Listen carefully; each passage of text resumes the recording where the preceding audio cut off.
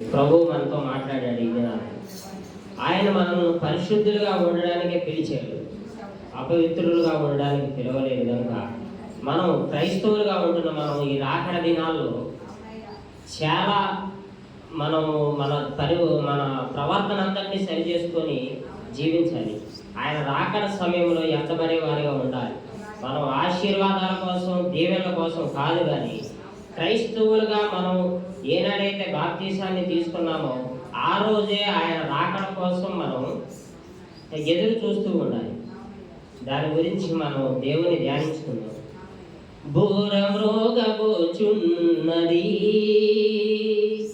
దారి మోసుకొనుచున్నది. బోరమ్రోగబోచున్నది,